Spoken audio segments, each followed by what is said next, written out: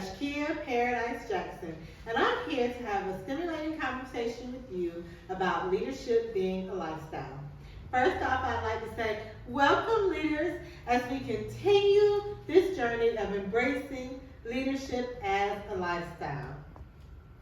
Moment of celebration, applaud. Applaud yourself for answering the call, for many are called, but few would answer. We did it. We established a goal. We understood the obstacles. We created a mental picture. We cleansed our mind of self-doubt. We embraced the challenges. We stayed on track, and we showed the world that we can do it. This will continue to be a process over and over again for us. So, moment of reflection. Oprah's quoted as saying, "The more you praise and celebrate your life, the more there is in life to celebrate." Holmes says, "In moments of quiet reflection, our minds embrace the seas that we have crossed." And Michael Jr. says, "When you know your why, your what has more impact because you're walking in or towards your purpose." So it's with that, we must appreciate where we are by looking where we've come from. So my story of embracing my role as a leader looks a little something like this. I am the oldest child. I am the oldest grandchild. And with that came various levels of responsibility. I was charged to nurture, care for, and look out for not only those coming up behind me, but those beside me as well. It was not an option to not answer my calling or to step into my role. Regardless as to how I felt or what I had going on, I had to do what was expected of me. Therefore, my motto was to hustle, grind, and execute. You can't wait or depend on hap or circumstance. I grew up quiet, you can say rather reserved, but comfortable and confident. And with that, I was afforded many opportunities. I was not just allowed to be, I had to participate. This was in church and school. In band, I was the section leader and the second chair clarinet. In church, I was in the choir, I was a youth leader, and I began teaching at the tender age of 14. At work, I was an assistant manager of a restaurant at the age of 16. In high school, I was high honors. While I was in school, I worked and attended college prep classes. I was a certified nursing assistant in the 12th grade. I was the first African American to work in our emergency department in our hospital. Not only was I the first African American, but I was the first high school student to do this. And during a blood drive, I was the top recruiter. So with that, it's that I am always afforded extra supervisory duties without the title, and that's fine. At my tenure with Bank of America, I was charged to be the spirit champion, which simply meant I had to keep spirits up, especially during times of uncertainty, not reaching goals, during times of changes. I was expected to role play, not just within my own banking center, but sometimes I had to do this on various conference calls in front of upper management, just so they can see how it is that you can sell, promote, and explain products. And lastly, I was afforded the privilege to participate in the Signature Series program, which simply was public speaking. You were given a topic, you weren't able to research it, you were simply given the topic, and within 3 to 5 minutes, you had to produce about a 3 to 5 minute speech on that topic. So it allowed me to expand my horizons to embrace my role as a leader. So what did it take for you to embrace your role in leadership? With that, let's understand just what leadership is. Leadership is just simply the action of leading a group of people within an organization. then a lifestyle is simply just a way of being. It's your why, it's your purpose, is the reason you do what you do. So let's look at connecting the two. Understanding that our lifestyle is committed to being the best version of ourselves for the good of others. It is understanding that everything we do is for someone else. It's understanding that we are to lead and to guide others. We are to encourage. We are to embrace our own unique gifts so that we can in turn teach them to embrace their unique gifts. It's to motivate. It's to afford experiences and opportunities. And most importantly, it's to share successes. So let's look at traits or characteristics as a leader. All through the program, we've had the opportunity to examine various leadership styles, theories, and practices and qualities. And with that have come self-examinations for us to see just who we are, how our views and experiences impacts our leadership, how our various styles are blended to establish us as the leader that we are. With that, we understand that we must have an attitude of service, for it's not just about ourselves, but it's about those under our sphere of influence. With that comes development, not just for us, but for others. For growth is a must, and with growth comes knowledge. Now, knowledge is power. So knowledge is knowing what to do. That gives you the power. But then power is also knowledge.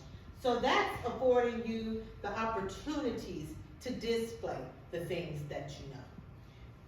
Next, we're committed to the importance of relationship because our successes and failures are heavily dependent upon our relationship with others. It's why we care. It's why we nurture. It's why we engage and equip others. It's why we actively listen to validate others. It's why we give tons of grace and compassion to others. Because compassion is the glue that holds all relationships together. So it's with that, we look at the good and the bad of leadership. Now, let's look at the bad first. So some of the bad is the difficulties in honing or establishing effectiveness. That can be a challenge because then you're establishing order, you're giving standards, you're establishing integrity, letting your team know that there are no compromises. And sometimes that can be a change because that's going to be a power struggle within itself. And then we look at our need of exploring the challenges of how tough it can be sometimes to inspire and lead others and to encourage them, because you have to have a mindset that no man is left behind, that you can't give up on a person regardless of their level of difficulty. And you have to meet everyone where they are. Then we have to lead through moments of discomfort, whether it's personal or professional, because life doesn't stop for us. We have to lead through it all. Then we have to be willing to guide and accept and implement changes. Change is difficult. It's unsettling, it's unfamiliar, it's unknown, it's new, it's unpredictable, and with that comes feelings of anxiety. And with feelings of anxiety come a whole range of emotions. So those are some of the challenges. Now, some of the good is, of course, you feel rewarding. There's a level of personal satisfaction, not in just you reaching your accomplishments, but especially when you've mentored and guided another, and they're at their highest, at their maximum potential, because you've given them all you know, and they've taken that and they've made it something even better. Oh, what a feeling. Then it's just the, feeling of empowering or giving to others. That in itself is the good of leadership. We must remember the key, and that's mindset matters. So it's with that that we have to set goals. We have to establish our focus and our priorities that's going to grow our lifestyle of leadership. Some of my goals I'll share with you. I don't hide my inadequacies. I make myself human, approachable, and relatable. I love to create trusting teams to maximize potential and outcomes. I'm committed to effective confrontation because you can't run from problems. You have to know how to deal with problems. I'm committed to giving and receiving effective feedback. I'm committed to my growth as well as the well-being and the growth of others around me. I'm committed to creating a psychologically safe space. And I commit myself to being the leader that I wish I had. So, call to action, leaders.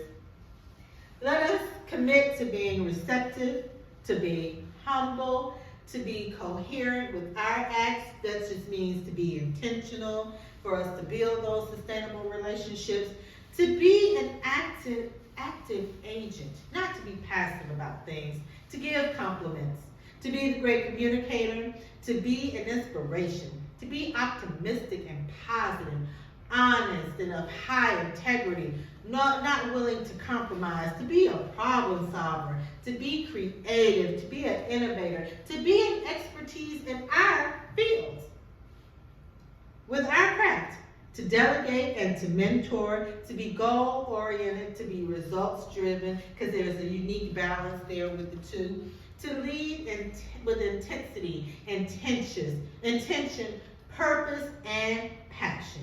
And lastly, to aspire to learn something new every day and to share that with others. So it's with that, let's close with some affirmations. Compliments of SteveGutler.com. Say it with me. I am grateful to be a leader. I am prepared and equipped to lead. I am resilient in this time of challenge. I am determined to find a way forward. I am strong inside and getting stronger on the outside. I am motivated with a deep sense of purpose to achieve my goals. I am growing daily and learning new ways to think. I challenge myself to grow daily by reading. I strive to be the best version of my leadership.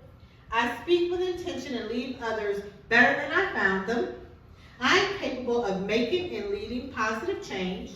I choose compassion and empathy than competition and indifferences. I live for those I love, and I love what I do. I show kindness to everyone, especially those less fortunate. I pray for wisdom and display humility. I leave worry and self-doubt away from my mind and soul. I share courage and confidence in what I do and whom I serve. I honor my commitments. I am a promise keeper. I am blessed and I refuse to complain.